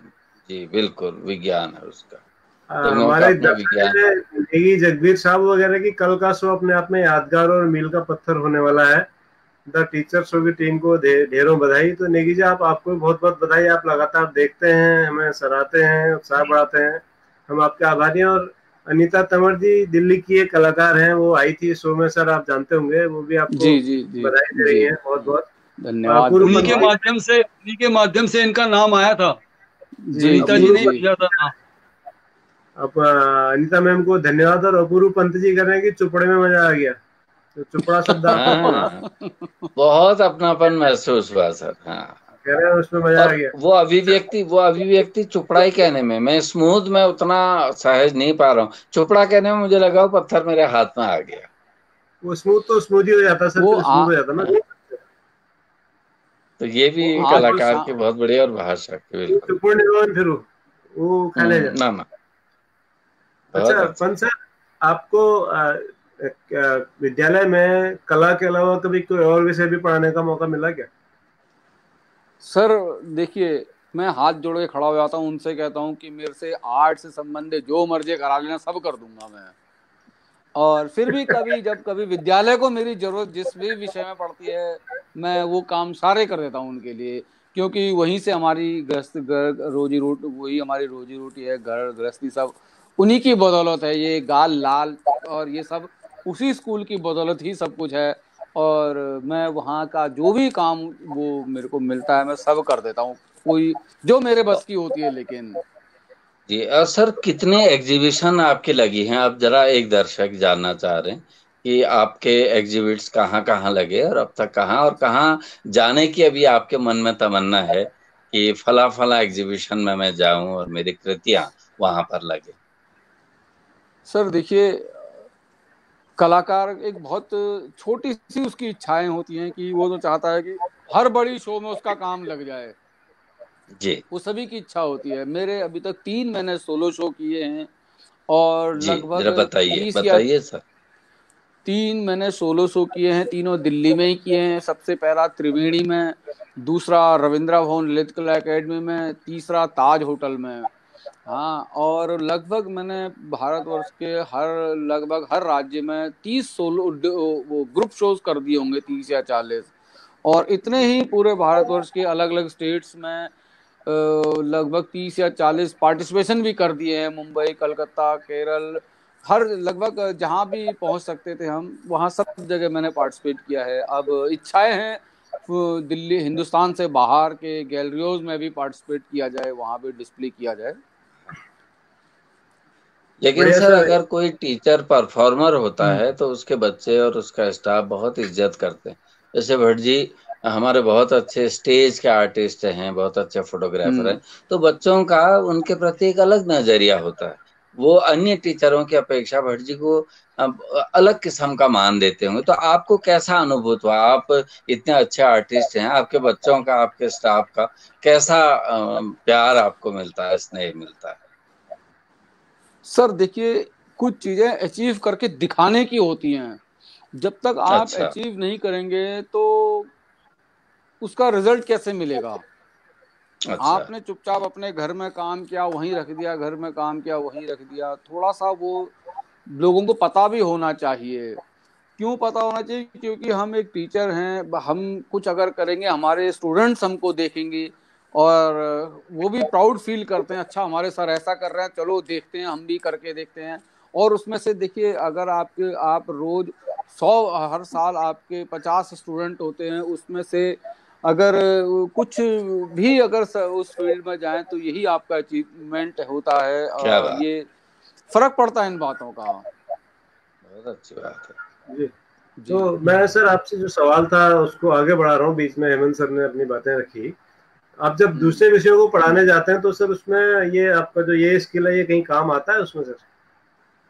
सर दूसरे विषय कम मौका लगता है, पर कुछ ही की जैसे कुछ एक सब्जेक्ट हैं जो पढ़ाने को मिलते हैं, तो उनमें स्किल देखिए, सबसे पहली अगर हम टीचिंग की बात करें तो टीचिंग में हमको हर वो स्किल यूज करनी पड़ती है जिसके बदौलत बच्चों को वो बात कन्विंस हो जाए, चाहे वो उनके पास बैठना हो, चाहे वो ब्लैक बोर्ड में काम कर रहा हो।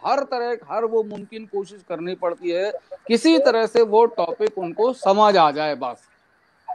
तो ये जो स्किल, अब हम आर्ट के लोग होते हैं, हम तो देखिए कहीं बाहर स्टैंड में बैठ के भी स्केचेस करना जानते हैं और एसी के कमरे में बैठ के भी काम करना जानते हैं। हर तरह की हम स्किल जानते हैं, तो ये स्किल काम आती है एजुकेशन में हमको। जोशी सर आप सुन पा रहे हैं? कंटेम्प्रेरी आर्टिस्ट में आप, हाँ, कंटेम्प्रेरी आर्टिस्ट में आपको किनका काम अच्छा लगता है और आपका कितना एक्सपोजर है दक्षिण भारत या नॉर्थ ईस्ट के आर्टिस्ट के साथ?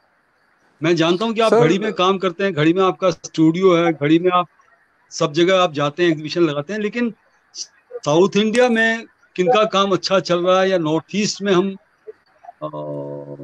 वेस्ट बंगाल को छोड़ दिए, बंगाल में तो काफी सारे आर्टिस्ट हैं, लेकिन नॉर्थ ईस्ट में कोई ऐसे कलाकार, उदीयमान कलाकार जिनका काम आपको बहुत अच्छा लगता है? क्योंकि वो भी नेचर के बहुत नजदीक रहते हैं, सातों स्टेट्स या वन ब्रदर जिसको कहते हैं सिक्किम को, वहाँ के आर्टिस्ट जो हैं वो भी नेचर के साथ हैं। दिलीप तांबुली जी हैं, उनका काम आप देखिए बहुत खूबसूरत हैं। और कई सारे हमारे वहाँ के आर्टिस्ट हैं जो काफ़ी अच्छा काम कर रहे हैं। प्रशांत है, ये शोभिन है, और वो कई सारे हैं हमारे वहाँ के आर्टिस्ट जो काफ़ी अच्छा काम कर रहे हैं। नीचे साउथ के भी अभी उनका नाम याद नहीं आ रहा, अभी शांति निकेतन में कला भवन उन्होंने ज्वाइन किया है। काफ़ी सारे आर्टिस्ट हैं। एक्सचेंज होता है आपका कोई एक्सचेंज होता है नॉर्थ ईस्ट साउथ के साथ, आर्टिस्ट के साथ एक्सचेंज, घड़ी का कोई ऐसा एग्रीमेंट? आवाज नहीं आई सर, क्या कहा आपने? एग्रीमेंट? मैंने कहा अकादमी का ऑफिसेज जो है कुछ एक्सचेंज होता है, क्योंकि उनके ऑफिसेज सब जगह हैं अकादमी के, और घड़ी जो है वो ललिता अकादमी के अंडर में ही आता है जी। तो एक्सचेंज कितना हो? सर एक्सचेंज टाइम पर होता रहता है। अभी जो शोज होते हैं वो तो आना जाना होता है, एक्सचेंज ऐसा नहीं है, होता है काफी। अभी हमारा शो था तो उसमें भी काफी होते हैं सर, उसमें हम कह सकते हैं कि हाँ एक्सचेंज होते हैं। अच्छा अच्छा, चलिए, तो सर हम शो के अब अंतिम चरण में हैं। जी जी जी जी जोशी सर कुछ कह रहे हैं? नहीं कुछ कह रहे हैं सर? हेमंदा कुछ कह रहे हैं? बात करेंगे तो नहीं जी, तो पंच सर, हम जो है शो के बड़े आज बहुत ही अंतिम चरण में हैं और आपसे मिलके, आपसे बात करके हमें बहुत अच्छा लगा। आप ही बहुत ही मतलब मृदुभाषी और अल्पभाषी आपका व्यक्तित्व है, तो बहुत शानदार आपके साथ बातचीत रही और कला के नए आयामों को हमें समझने का मौका मिला।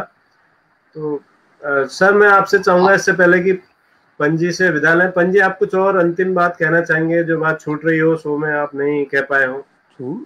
छूटना क्या, आप लोगों का धन्यवाद। आप लोगों ने फिर इतना अच्छा टीचरों के लिए, आर्ट टीचरों की आपने बात करी, भट्ट जी ने, जोशी जी ने और बिष्ट जी, आप सभी लोगों ने हमको आमंत्रित किया, इसके लिए बहुत बहुत धन्यवाद आप लोगों का। जी, तो सर आप आज का जो सवाल आपने पूछा था अनीता जी को भी, अनीता जी को हमारी तरफ से, अनीता जी को भी धन्यवाद। जी जी जी जी, आपने जो सवाल पूछा था सर आज का ट्रेन का, तो उसका थोड़ा सा जवाब देने का वक्त आ गया है। गिरीश चंद्रा जी कह रहे हैं पंजू बहुत भल लगो, जी रहा जाग रहा अपन कला से देश विदेश में नाम हो। बहुत बहुत धन्यवाद। हाँ, आप बोले बहुत बहुत धन्यवाद। जी रहा जाग रहा कहे और के चैनल और बढ़िया सर, आप तो बड़ी अच्छी कुमौनी बोलते हैं सर। ऐसी कुमौनी तो यार पहाड़ के लोग नहीं बोल पा रहे हैं आजकल। ना बुड़बाड़ जस कुनी ने जी रहा जाग रहा के वो लठी लीवर कुकुर जो श्याव है, जो बुद्धि जो श्याव है, सारा बाघ जो तरान है, जो जस कहे वो और बाकी के चैनल और सही बात। सर आपका म्यूट है माइक, हेमंत सर आपने म्यूट कर रखा है, म्यूट कर लीजिए। अब बोलिए सर। जी मैं कह रहा हूँ पहाड़ों में आशीर्वाद होता है और आप दिल्ली तक अपने पास संजो के रखा है आपने, और गिरीश जी ने भी आपको, जो जिन्होंने हमारे दर्शक थे, उन्होंने आपको उसी तर्ज में आशीर्वाद दिया। तो आज पूरा हिंदुस्तान, क्या विदेश में भी लोग देख रहे होंगे कि कोई कुमाऊनी भाषा भी है, तो भट्ट जी के कंधे से एक कर्ज ये भी उतार रहा है। हर लोक भाषा महान होती है। तो आज टीचर शो के माध्यम से एक उत्तराखंड की भाषा का भी परिचय मुझे लगता है कि पूरे विश्व को हुआ होगा, जहां जहां दर्शक देख रहे। तो हर भाषा पूजनीय होती है, वंदनीय होती है। और फिर जड़ों को तो सहज के संजो के रखना ही चाहिए, मेरा ऐसा मानना है। बिल्कुल। कल हम मिजोरम वाली भाषा भी सुनेंगे, कल तो बहुत सुनेंगे। अच्छा, मिजोरम वाली मैम जो है वो हिंदी बिल्कुल नहीं बोल पाती, समझ भी नहीं पाती हैं, तो उनकी भाषा हम समझने की कोशिश करेंगे। तो वो अंग्रेजी में ही उनसे बातचीत होगी। बाकी जो अलग राज्यों के, कश्मीर वाले समझ लेते हैं, हमारे मध्य प्रदेश के सर हैं, हरियाणा के हैं उसमें, और कई राज्यों के हमारे साथी हैं उसमें। मैं बताना चाहूँगा आप सबको, दर्शकों की सुविधा के लिए, कि कल जो हमारे साथ लोग जुड़ेंगे उसमें समीर जाना है पश्चिम बंगाल से, कलकत्ता से, और रामाश्रय सिंह है टिहरी उत्तराखंड से, डॉक्टर राजेंद्र कुमार निर्मल है राजस्थान से, और फरीदा शौक जी हैं कश्मीर से, और जचिंता हैं मिजोरम से, और अनिल यादव जी हैं हरियाणा से। तो ये हमारे कल के मेहमान होंगे जो एक साथ हमारे साथ रहेंगे और अपने अपने अनुभव सुनाएंगे हमको 10-10 मिनट के अंतराल में। तो कल का एक हमारा विशेष होने वाला है। सर आज हम चाहेंगे कि आपका जो ट्रेन वाला सवाल था उसके बहुत सारे जवाब आए, उसका सही जवाब आप अगर बता दें तो फिर हम शो को समापन की ओर ले जाते हैं। कौन कौन से आए हैं जवाब, कुछ मिल सकते हैं? हाँ जी बिल्कुल मिल सकते हैं सर। सवाल जो है मैं जवाब आपको, लेकिन वो ऊपर चले गए सर। अभी ये दिक्कत ये है कि जब कई कमेंट आते हैं तो वो पीछे चले जाते हैं, तो अभी मैं बताने की स्थिति में नहीं हूँ। वो सिर्फ फेसबुक में आप सही जवाब बता दीजिए तो पता चल जाएगा किसका सबसे पहले सही जवाब था।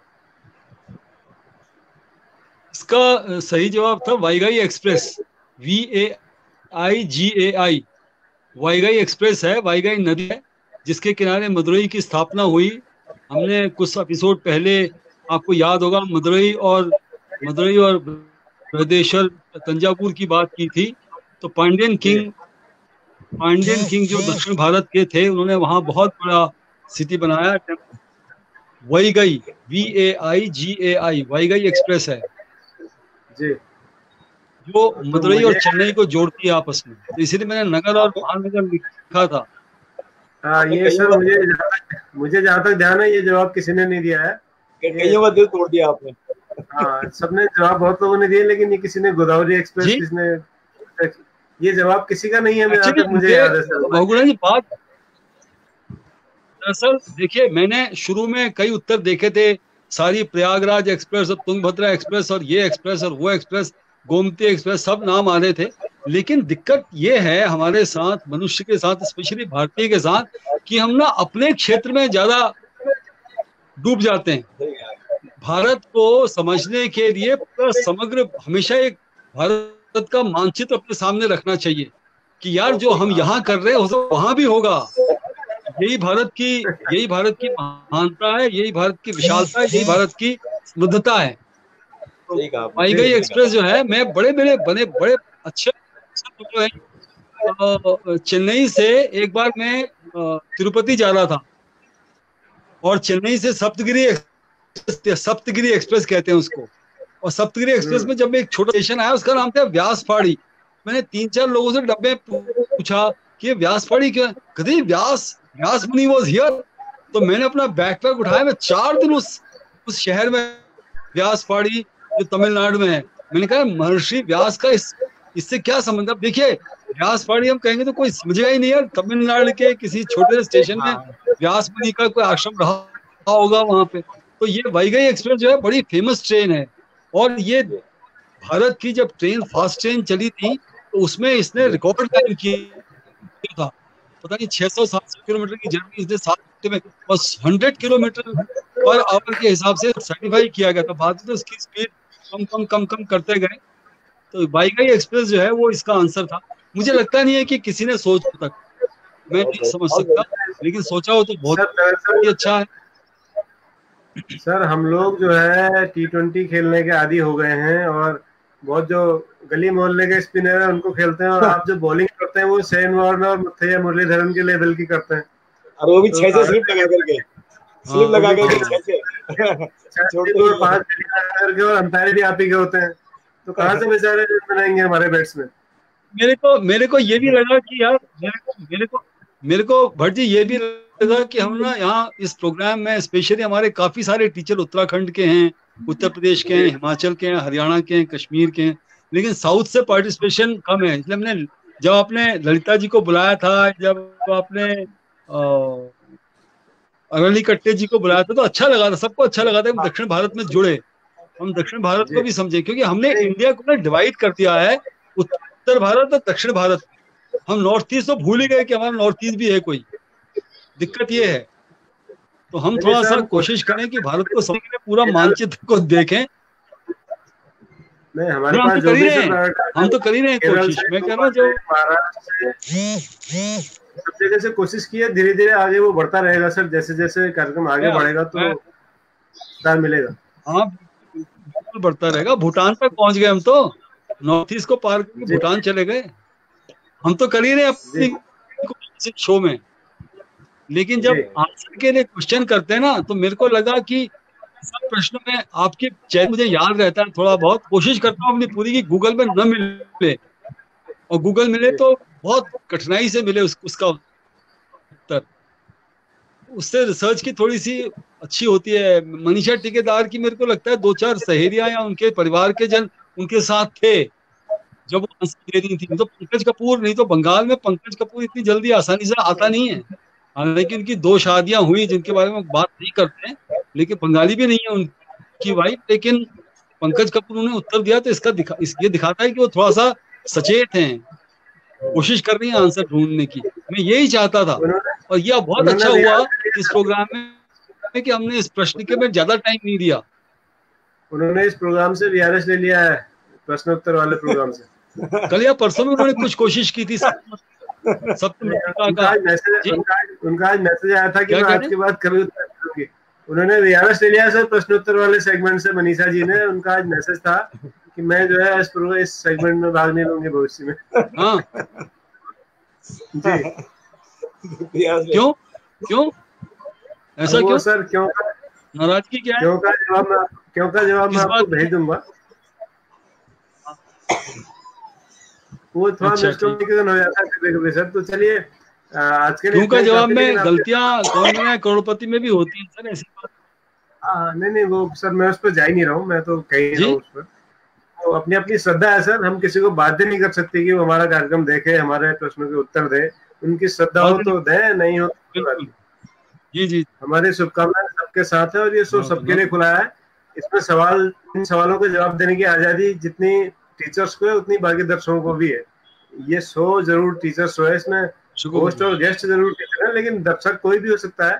तो कोई भी जवाब देके उत्तर देके अपना इनाम जीत सकता है, चाहे वो बच्चा हो, बड़ा हो, बूढ़ा हो, टीचर हो, नॉन टीचर हो। बिल्कुल उसकी कोई बाध्यता नहीं है, क्योंकि हमारे शो को बहुत सारे ऐसे लोग भी देखते हैं जो टीचर नहीं है।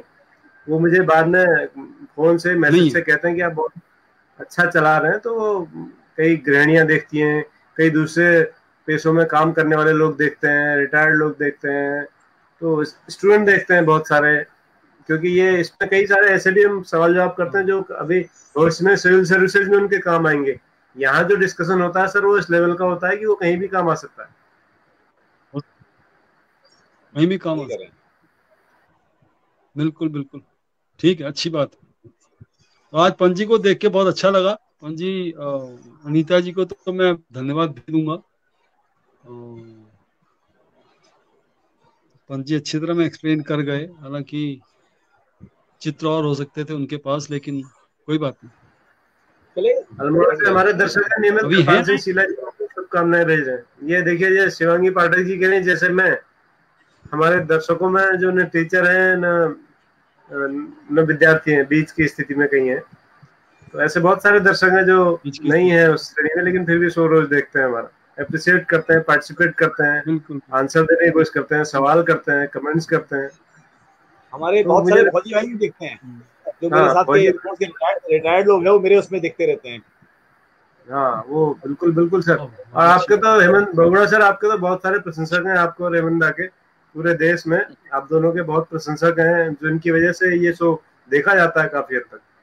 ऐसा नहीं है, ऐसा नहीं है, देखा क्योंकि आप बहुत अच्छे मनीषा जी का लेखक हैं। नंबर मेरे को भेज देना, मैं उनसे माफी मांग मनीषा जी से मैं माफी मांग लूंगा, उनको ये दुख पहुंचाओ। मैं नंबर भेज दूंगा सर, मैं भेज दूंगा सर नंबर। हाँ भेज। हेमंत सर कुछ बोल नहीं रहे, बहुत देर से मौन है। अच्छी बात ना, अच्छा है, बहुत लोग देखते हैं सर, और बहुत लोगों के पर्सनल फोन, आज भी ये प्रियदर्शन जी की बात एक पर्सनल फोन पे आई थी। हेमंत सर बहुत लोग इसमें जुड़े। हेमंत सर आज थोड़ा जो हमारे पंत जी ने कहा ना कि प्रकृति से ज्यादा छेड़छाड़ नहीं करनी चाहिए, तो वो आज थोड़ा सा इस बात को महसूस कर रहे हैं कि उन्होंने प्रकृति से ज्यादा छेड़छाड़ क्यों की। तो राकेश बिस्कुटे जी हैं सर, हमारे महाराष्ट्र के दर्शक हैं। वो कह रहे हैं कि ये मेरे क्लास के सारे बच्चों को मैं शो दिखाता हूँ। क्या बात है राकेश जी, बहुत धन्यवाद, क्या बात, बहुत। तो ऐसे हमारे राकेश जी को सलाम जी। प्रदीप जोशी जी कह रहे हैं कि आपके जो क्वेश्चन है वो ब्रेन स्टॉर्मिंग होते हैं। मैं तो इधर ना मैंने खास करके एक अमृत परिहार है, एक बच्चा सेंट जोसेफ में है। जिस दिन आर्ट टीचर होते हैं उस दिन मामा जी आप मुझे जरूर कॉल कर लीजिए, कहते हैं जिस दिन, क्योंकि आर्ट का उसको जुनून है। सेंट जोसेफ में पढ़ता है इंटर में। तो आज भी मैंने उसको कॉल कर दिया था कि आज भी आर्ट वाले सर आ रहे हैं, तो देखिए। तो हमेशा देखता हूँ जिस दिन ड्राइंग या कला के लोग आते हैं। पता नहीं सर आपकी और हमारे मेहमानों की, हमारे मुख्य वक्ता आए। जी जोशी सर। नहीं, मैंने कहा जितने हमारे मुख्य वक्ता 111 112 प्रोग्राम हो गए, तो वो 2 तो वैसे हो जाएंगे, वो अपने साथ जोड़ते होंगे बहुत सारे लोगों को, किसी को जोड़ रहे होगा, कोई किसी को अपना टाइम, अपने कुछ ये आईपीएल के ड्रामे से और इससे उससे कोई निजात पाना चाहता होगा, तो इस शो को देखता होगा, थोड़ा अच्छा लगता है कि कला को समझा जाए, कला को देखा जाए, कला जब हमारा कभी मिस हो गया हम बाद में भी देखते। बहुत सारे शिक्षक लोग, मैं घूमता रहता हूँ, बहुत सारे शिक्षक मुझे कहते हैं प्राथमिक से लेकर के और डिग्री कॉलेज तक के, कहते हैं बहुत बढ़िया चल रहा है, बहुत बढ़िया प्रयास किया गया है। देख रहे हैं लोग। अच्छा है तो सर। प्रदीप यही ललित सर आपका प्रोत्साहन हमको चालू रखता है सर, और क्या बात है। जी, तो ललित सर आपका ललित जी बहुत बहुत दिख तो रहे हैं धन्यवाद, लेकिन आप फ्रीज हैं स्क्रीन पर दिख रहे हैं। नहीं नहीं है सर, वो मुस्कुरा रहे हैं, वो दरअसल बहुत गंभीर हाँ, व्यक्तित्व है उनका। अब हमारे बैकग्राउंड रंगीन हो गया उनका। सरल नहीं है, नहीं, शेड अभी ग्रे ज्यादा शेड में है, ग्रे शेड में। ये फोन की येलो बैटरी खत्म ग्रे हो नहीं गई है। थी, तो उसका दूसरी दूसरा जगह फोन लेके लगाया आए। चार्ज। फोन की बैटरी खत्म हो गई। जी, अच्छा ये राकेश जी कह रहे हैं कि चलिए, सर बहुत क्या बहुत आभार ललित जी आपका। राकेश बिस्कुटे जी कह रहे हैं कि सर क्या आपकी टीम मेरे बच्चों से बातचीत करेगी गूगल मीट पर? बिल्कुल राकेश जी, करेंगे हम बात आपके बच्चों से, जब भी आप चाहें। हम सब उपस्थित हैं, 4 के 4, हम जो भी इस शो को स्क्रीन पर आपको दिख रहे हैं, आप जब चाहेंगे। हाँ, और एक दिन बहुत बच्चों का रहा, बिल्कुल। हेमंत सर तो बहुत ही एक्सपीरियंस है, राष्ट्रपति पुरस्कृत शिक्षक है, विज्ञान के मामले में, कला के मामले में उनको बहुत गहन नॉलेज है। वो बोलते कम है, ये अलग बात है शो में, लेकिन अरे वो गार्डन में सागर वाला हिसाब है उनका। और जोशी सर को तो आप देख ही रहे बट जी क्या जी, एक आइडिया है कि एक दिन शो में बच्चों को भी लाया जाए। हाँ वो सर करेंगे आने वाले समय में। बच्चों को लाया जाओ, है ना, जी, और बच्चे हमारे उस दिन मेहमान हो, 12वीं तक आइडिया के अच्छा है बच्चे। लेकिन आइडिया अच्छा, आइडिया और वोडाफोन मर्ज हो गए आप, तो अच्छा उस पर विचार करेंगे। ठीक है फिर तो। जी, 14 नवंबर को सोचा तो है बट जी। बहुत बढ़िया, पंत बहुत जी, बढ़िया। पंत जी इस प्रोग्राम में बहुत सादगी के साथ थे। Today very inspiring program, interesting program. धन्यवाद जोशी जी महाराज, आपका बहुत बहुत आभार। आप पहले दिन से हमारे शो से जुड़े हुए हैं। और राकेश बिस्कुटे जी कह रहे हैं आज तो लॉटरी लग गई। बिस्कुटे सर, हम आपके बच्चों के साथ बात करेंगे और जो भी बच्चों के सवाल होंगे उसका जवाब देंगे। और इतने अनुभवी लोग हमारे साथ हैं। एक मैं ही हूँ जो टायर्ड हूँ, बाकी तीनों रिटायर्ड होने वाले हो चुके हैं। एक आदमी फौज से रिटायर्ड है, बाकी हेमंत सर प्रवक्ता के रूप में रिटायर्ड है, और जोशी सर जो है निदेशक के रूप में रिटायर्ड है, और मैं वैसे ही टायर्ड हूँ। आवाज तो नहीं आ रही साहब, आवाज नहीं आ रही कुछ। नेटवर्क की दिक्कत होगी सर, सकता है।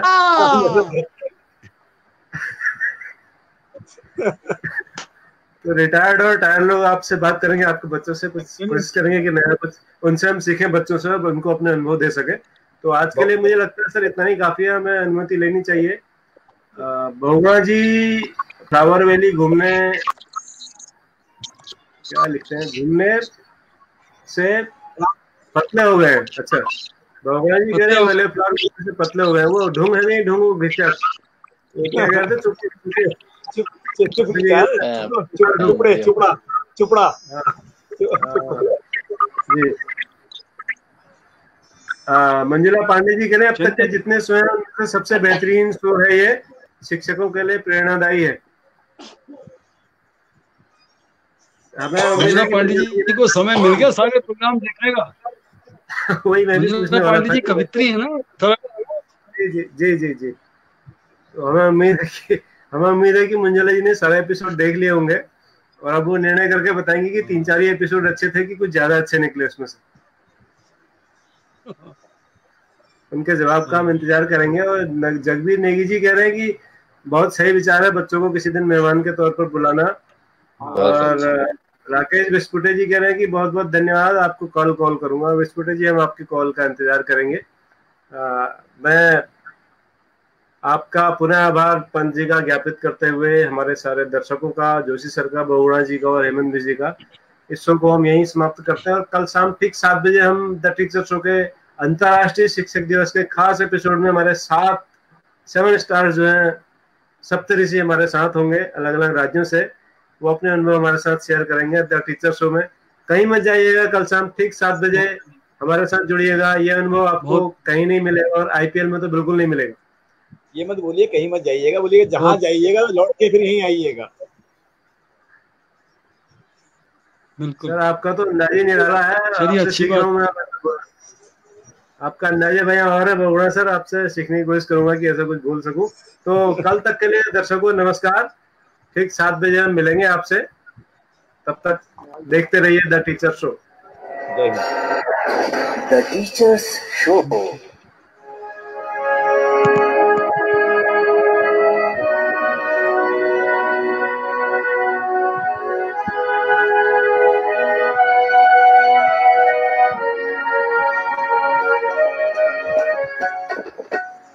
टीचर्स शो है ये सरकार, द टीचर्स शो है ये सरकार। चलो जी हो जाओ तैयार, चलो जी हो जाओ तैयार, चलो जी हो जाओ तैयार। द टीचर्स शो है ये सरकार, द टीचर्स शो है ये सरकार।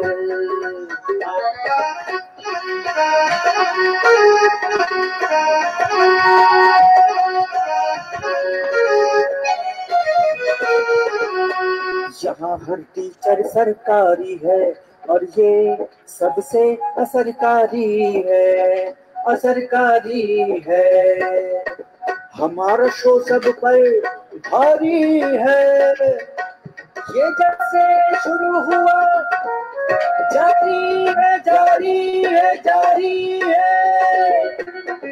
द टीचर्स शो है ये सरकार, चलो जी हो जाओ तैयार, चलो जी हो जाओ तैयार। द टीचर्स शो है ये सरकार, द टीचर्स शो है ये सरकार, द टीचर्स शो है ये सरकार। The teachers show.